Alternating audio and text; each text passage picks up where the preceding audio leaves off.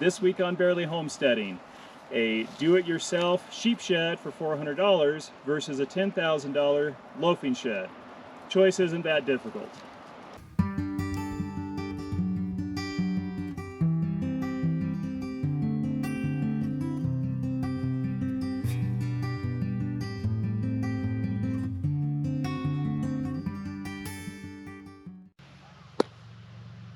Good morning and welcome to Barely Homesteading. So today we're going to be building a shelter for our sheep. Now originally we had planned on installing a actual permanent loafing shed down here in the pastures for both the sheep and the goats. Unfortunately, with the pandemic and some shortages with different things, the cost to do that loafing shed tripled. And so that was cost prohibitive for us at the moment. So we are going to be building a very quick but semi-permanent shelter for the sheep. Up here in the mountains of Colorado, we've got three major concerns. It has to carry a snow load, a heavy snow load. It's got to withstand pretty high winds, and it has to withstand very high UV, which is the problem we've had before with some of the temporary shelters that we put here previously. Using any sort of plastic just gets destroyed in the UV and the wind. And so this sunshade that we put up just for a couple months has lasted long enough, but if we were to actually build a shelter with a tarp like that, it would not last very long. So we're going to show you today a very quick shelter and very low cost shelter.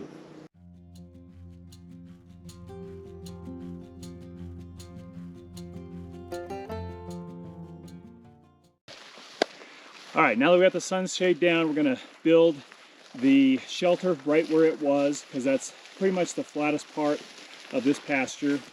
We're going to start by making the base. And this is a 10-foot wide by 12-foot long shelter. So I've already got the 2x4s and the 2x6s cut for the base, and we're going to start putting that together now. All right, so I've got a 12-foot long 2x6 and a 12-foot long 2x4. These are going to make up the sides of the base.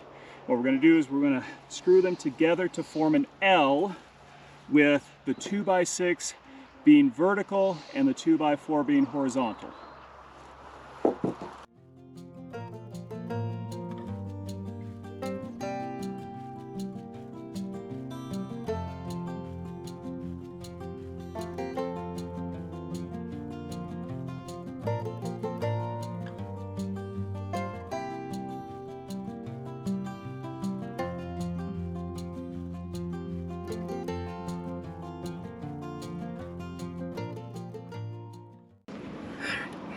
Hold up your hand, Engineer Bear.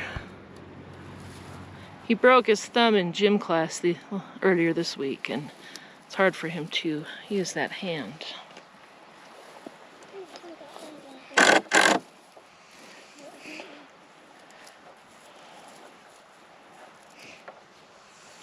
All right, other boards. All right, go get a bunch more screws and have them ready for Daddy. It's like a couch. Is it like a couch? We're sitting on a movie night. What movie are you watching for movie night? TV. You're watching TV for your movie? Mm-hmm. Okay. I believe it was on.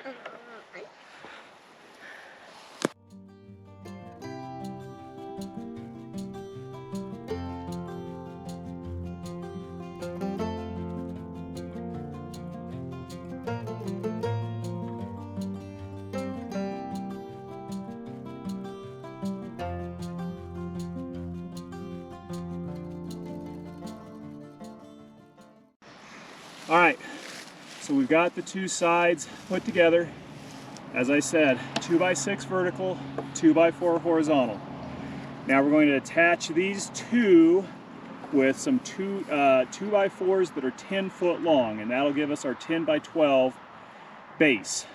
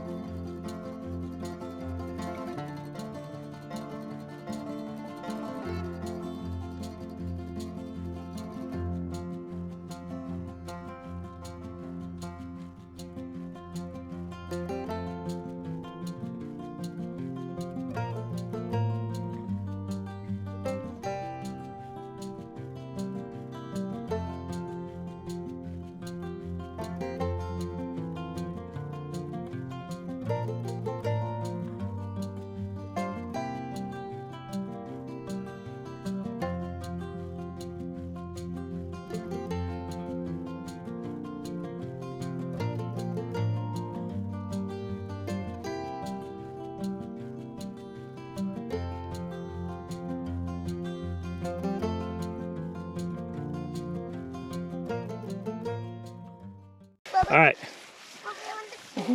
So what we've done is, as I've said, we've got a 12-foot long by 10-foot wide base, and we made sort of a pocket. We've got the 2x6s on the sides coming up vertical. We got the 2x4s on the widths, and it's going to form a pocket that we're going to now put some hog panels and some cattle panels in to form a hoop.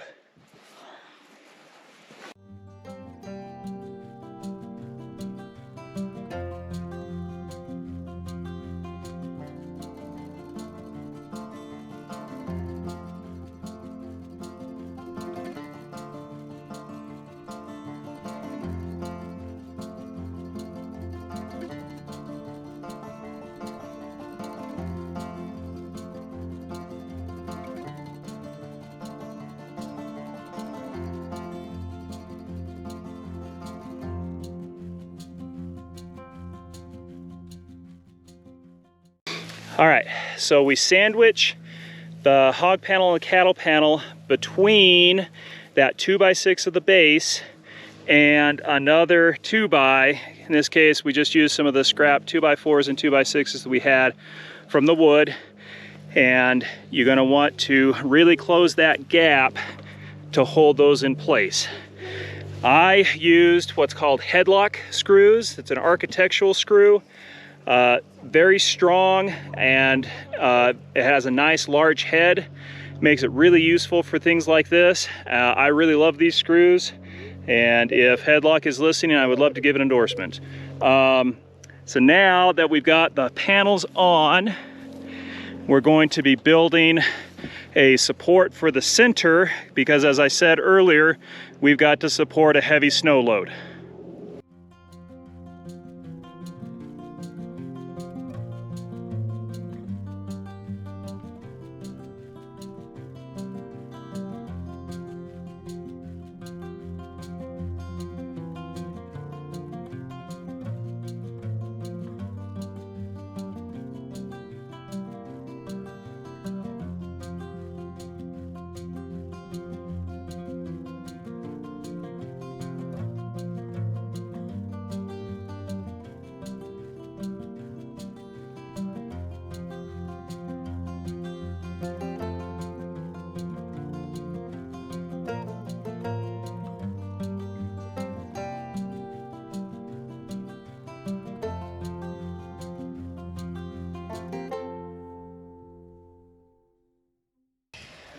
All right, so right now without the top on this, the wind isn't a problem, but as soon as we put the cover on this and the back on, it's going to want to catch the wind a lot.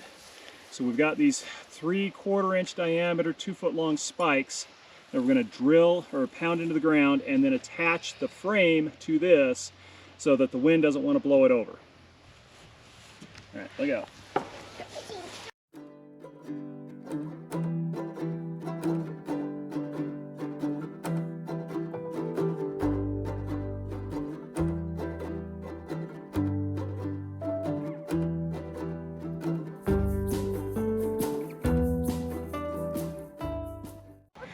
These spikes, the attachment to the frame is going to carry a lot of shear load, so you don't want to use screws for that.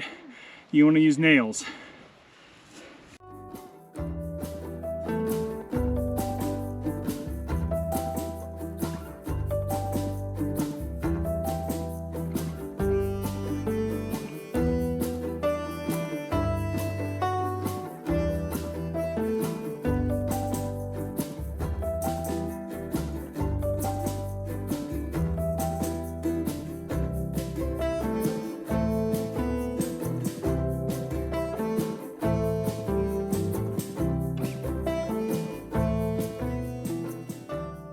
All right, so we are going to take a break for lunch.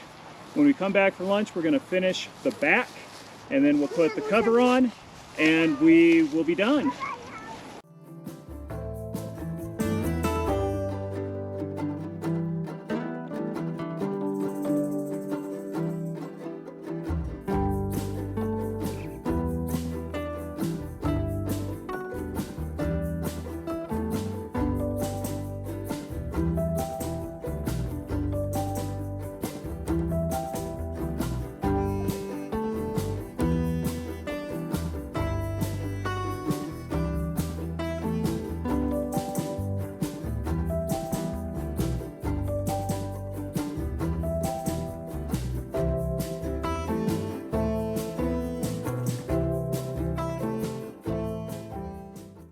So on this back half where the wall and the cattle panel meet, they don't exactly meet up flush, and so we have tied them together with some galvanized wire just to give it a little bit of structure.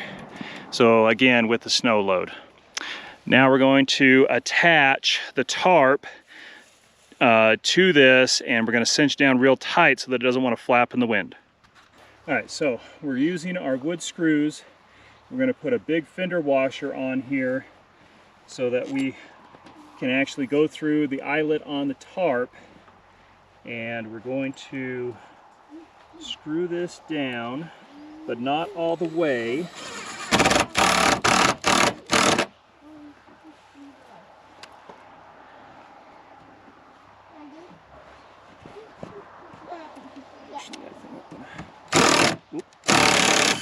That just a little bit further over.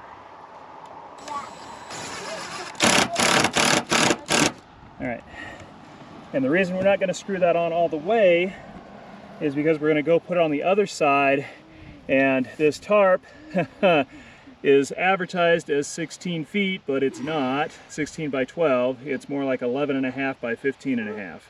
So we are adjusting.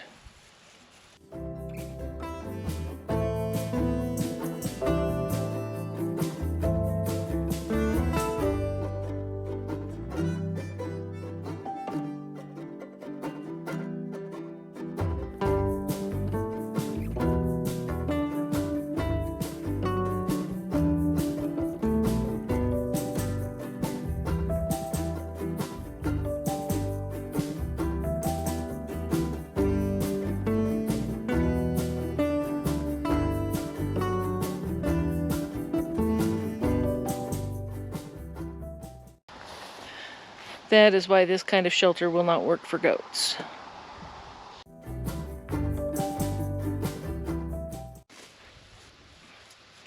All right, so we've got the shelter up well enough to keep the sheep protected for the winter. As you saw, we have a little bit of a hole in the back. I'm thinking about leaving that for now for ventilation, and if we end up having too much wind or it's just not staying warm enough in here, then we'll close it off. But this costs us about $400. Actually, it cost us about $300 because of a good deal we got on the wood with a coal pack. But the overall cost was about $400, and that is substantially less than the $10,000 that they wanted for the metal loafing shed. So this should last us at least through this winter, if not a couple of seasons, which will be good. And then we will look into maybe a permanent loafing shed once prices come back to reasonable levels. So with that, this is Lumberjack and the rest of the Barely Homesteading clan saying use it up, wear it out, make it do or do without. Please like and subscribe, and we will see you next time.